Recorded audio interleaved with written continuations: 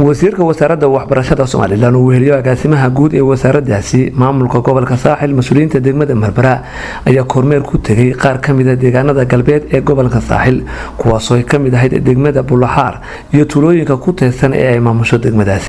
ugu horeyna waxa warbixinooyin kala duwan oo la xiriira dhinaca waxbarashada iyo baahiyaadka aasaasiga mas'uuliyiintan ka siiyay qaar kamid ah bulshada ku dhaqan deegaanadaasi. inaga aqbalaan inuu sheegno runtii waxyaabo badan nagagama soo noqdaan insha Allah horta kuwii wixii aan u sheegnay iyo wixii naga maqan insha Allah horta kuwii tayo leh ee nagu soo celiya ilaahay idin ka dhigo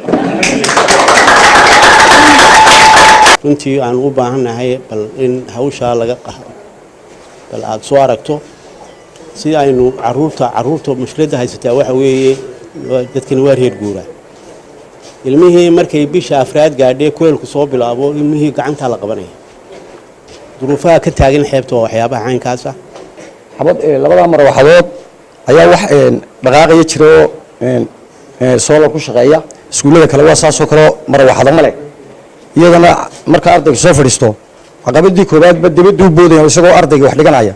xagga mar waxada iyo xagga biyaha ayaa horta mushkilada ugu daran isuduwaha wasaaradda waxbarashada ee gobolka Saaxil Ibrahim Maxamed Digaale duqa degmada Marbara Cabdishakuur Maxamuud Xasan Cidin iyo gudoomiyaha gobolka Saaxil Axmed Maxamed Xaashi oo iyagu goobo kala duwan intii safarkan ay ku jireen hadalla ka soo jeediyay waxay yiraahdeen culus baa halkan maraya filayo warftigu ugu balaadnaay wasaaradda waxbarashada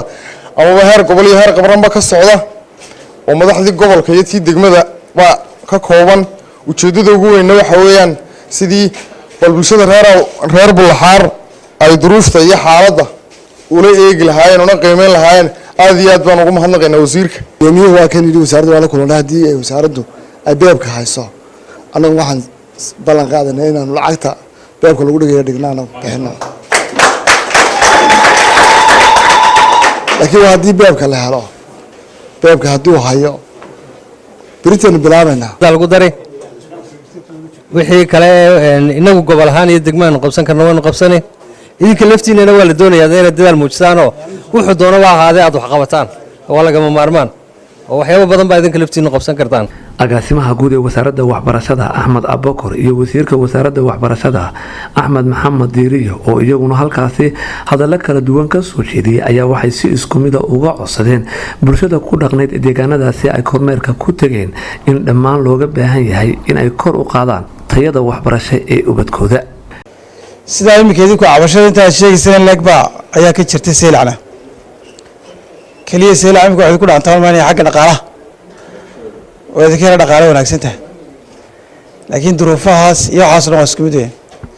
waxaas dhan markaan soo koobno duruufaha nololeedan ka hadlayno dhan waxa qora laga bixi karaya waxay waxbarashadii aqoonta weyn wadamo inaga kulul inaga faqiirsan ayaa 30 sano ka hor si kaliitaha maantana dee wadamo loo dalxiis tagaa kamid ah oo Sacuudigu kamid yahay Imaaraadka kamid yahay waxay bedelaysaa waxa aqoon weyn dibad meelood qura jaamacado lixda magaalo ee gobol doorashadii caasimadda horta nimayow ilaa ay u dadaashaan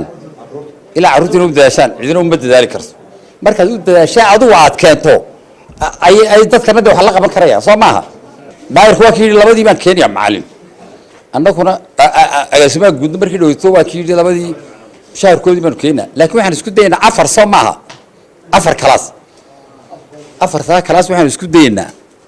ilaahay baan nala firay 8 macallin in la helo iyo maamulaha 8 macallin afarna way gali ka daba ku dhigaan afarna gali ka daba gabagabadina waxay mas'uuliyiintan xariga ka tireen dugsi 2 fasal oo laga hirgeliyay tuulada Keeri kaasoo ay maalgelisay dawladda hoose ee degmada Marbara iyadoo kaashanaysa mashruuca GBLG وعبد الرشيد مبارك عبدي عبد الرشيد سول قبجو TV بربرة